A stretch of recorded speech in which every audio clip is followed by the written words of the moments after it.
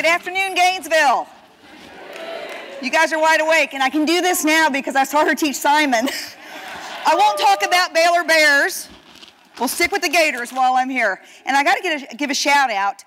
We actually have 1,600 franchisees today, representing about 3,000 locations, but 2 of our key franchisees are right here in Gainesville today in this room. Bill West, right here from Mr. Electric. Would you give a wave? And where is Jeff? It's pretty bright. There's Jeff Curley with the grounds guys. And if it weren't for Jeff, I would not have met Kristen. So through a B&I group, actually, if you guys aren't members, you should be one. We had a chance to meet, and I'm so grateful to Jeff for making that introduction. So I have a question for everybody.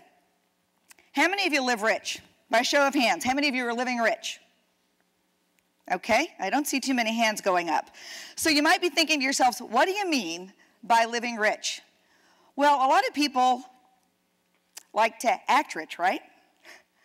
A lot of people would like to be rich, but how many people really live rich? And what do I mean by that? Well, at the Dwyer Group, living rich is all about living with respect, integrity, customer focus, and again, my favorite, having fun in the process. So we call it living rich at the Dwyer Group, and it's really not about money. It's really about treating people with respect and dignity. And we believe if you treat people with respect and dignity, whether they're your customers, your employees, or your franchisees, profit is the applause you'll get for taking good care of them. So profit will come as long as you do the right thing first, which is taking good care of the people. So we have 4 core areas of values. And listening to Joe, he had his team kind of bring their core values down to something smaller than 22. And I agree with that. So we have 4 key areas, but below each one of those 4 key areas, we have very specific values. Some of you may call them standards, but I call them values that we work hard to live by every day. Now, how do you get an organization of 500 employees, 1,600 franchisees, and almost 10,000 frontline professionals to live by those 14 values? Let me step back in time for a second, because it does take a values-based team to run an organization of any size. So 17 years ago, when we came up with what we call our Operationalized Code of Values, we had 125 employees at the Dwyer Group. And we knew as a leadership team, when we came up with these values, it was never going to work unless we had the buy-in of the whole company. So we went to the 125 employees, we put these values on a little plastic laminated card, and we said, we think we have the solution for keeping the Dwyer Group's culture special. And it's this operationalized code of values. But we need your help. As a management team, we want you all to study these values over the next 90 days to really get to know these values. And anytime you find a management team member violating a value, we want you to give us feedback. And the feedback came in the form of a beep. That's why the Roadrunner is up here, because for that 90-day period of time, there was more beeping going on at the Dwyer Group than I could have ever imagined. And as a management team, we could have gotten depressed about that, right? Because they were beeping us right and left. But instead we said, wow, they really care. Of course, employees love the idea of catching management doing something wrong. So that was the right idea in the first place.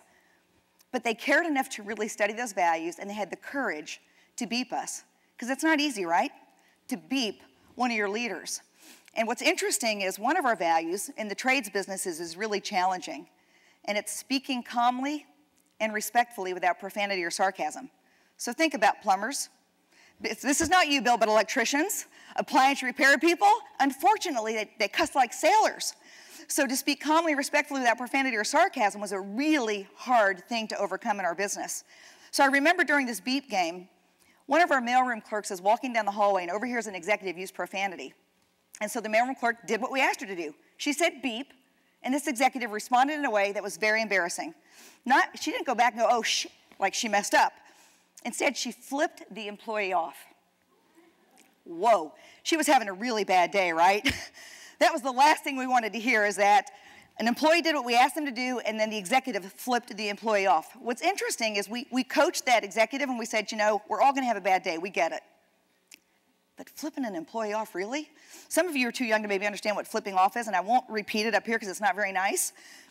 But we coached her because we're all going to make mistakes. The one thing I will guarantee you about the Dwyer Group is we are not a perfect company.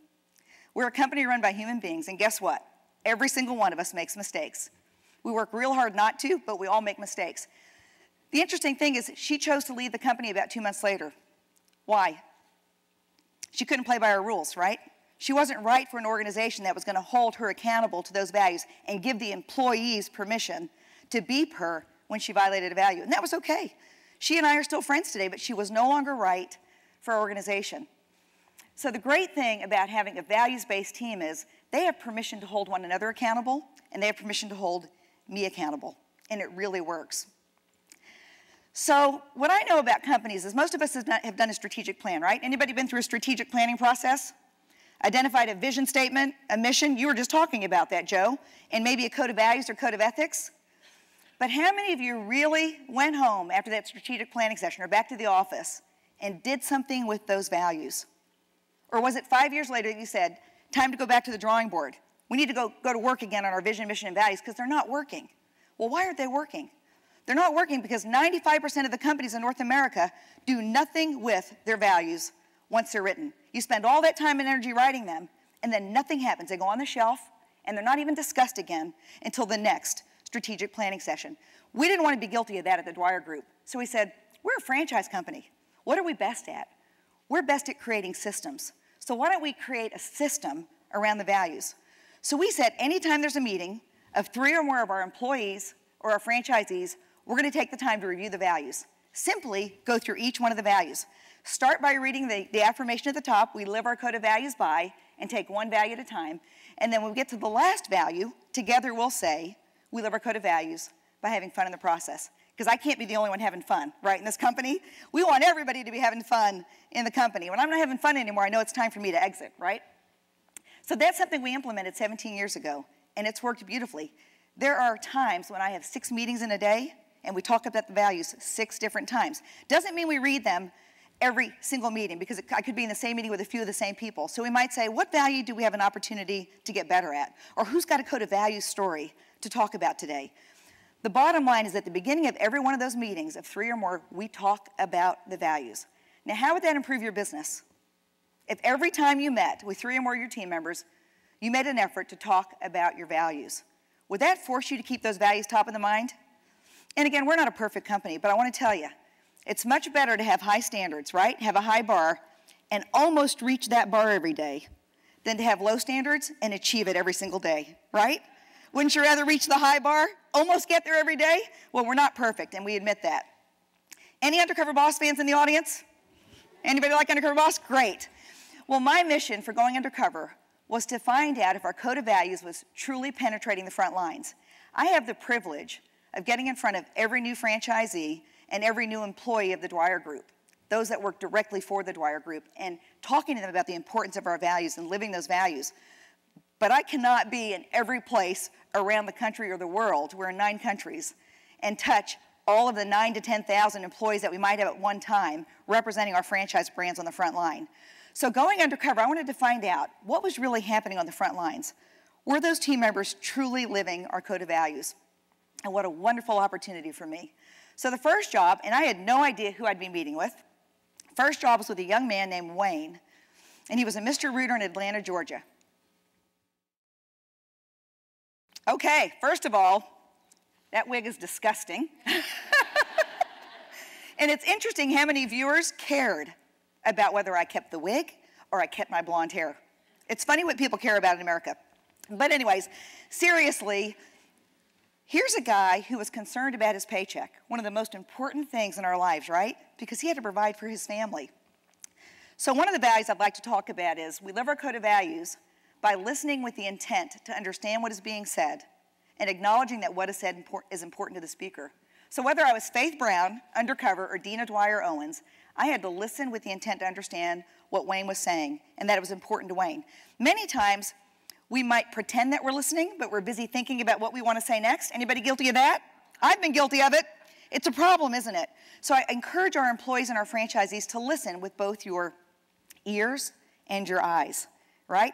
So much of communication is nonverbal. So when you've got something important to discuss with somebody, you better get face-to-face with them, because that's the only way you really understand what it is they're trying to communicate. The next value is we live our code of values by responding in a timely fashion. So right away, I was really sweating. I was sweating because it was 108 degrees, the heat index in Atlanta that day in that garage.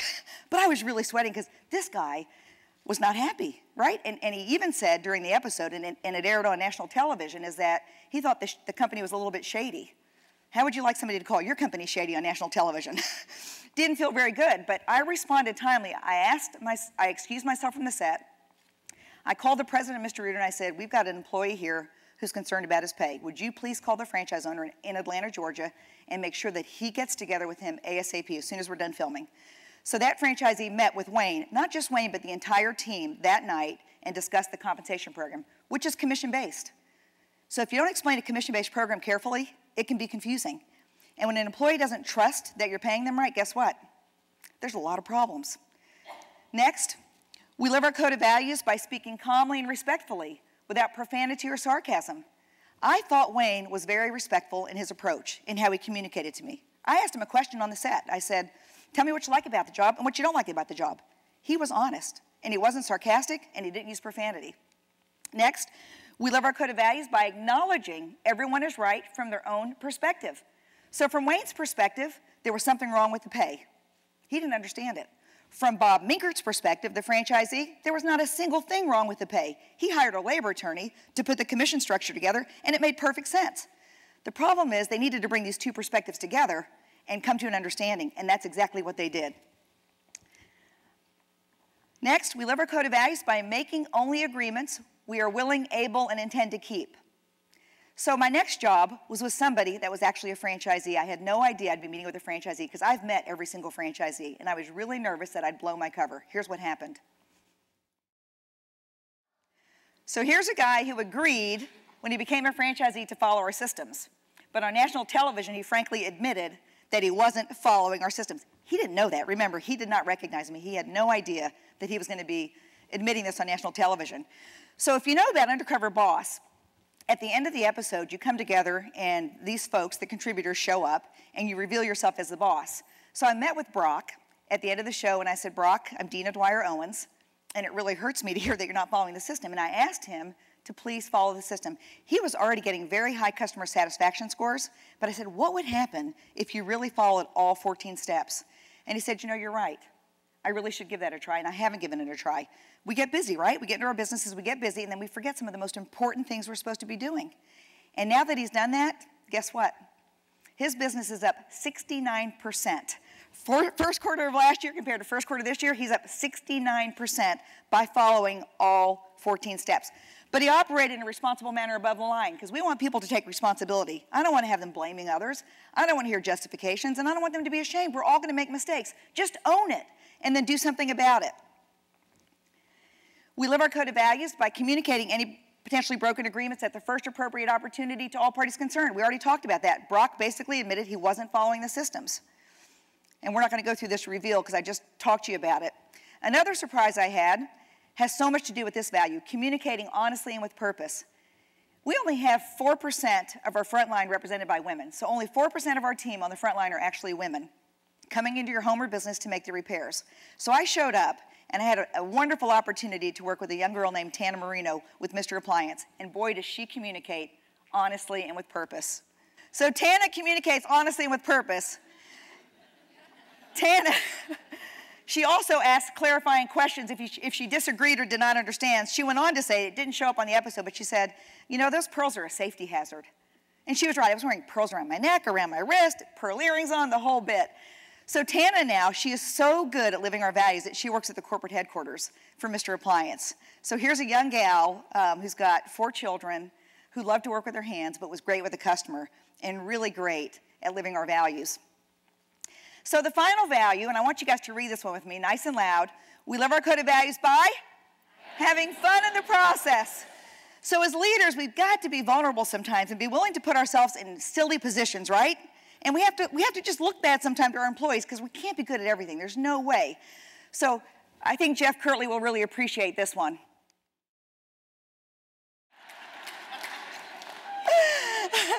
Jacob was awesome. He was so patient with me, but what he just said is I was standing back because I didn't want to lose a limb. So think about the cameraman.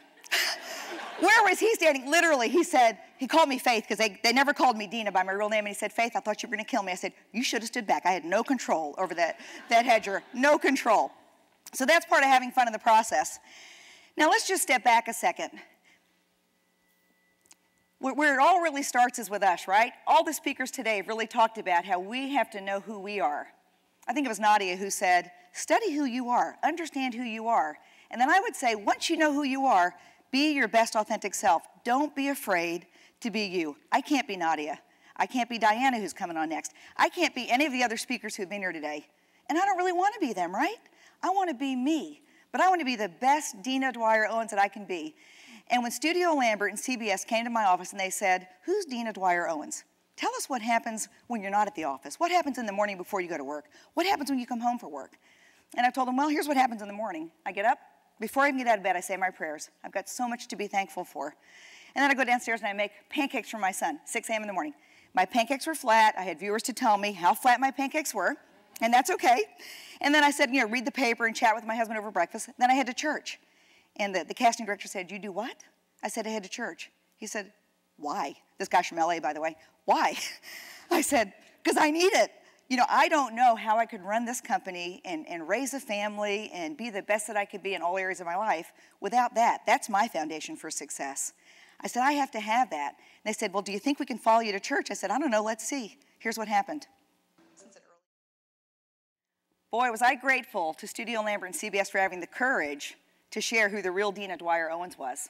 And you know what I thought? I thought the viewers were going to have a problem with that. But I thought, I'll be ready for it. I did not have one viewer who had a problem with it because they knew I was genuine.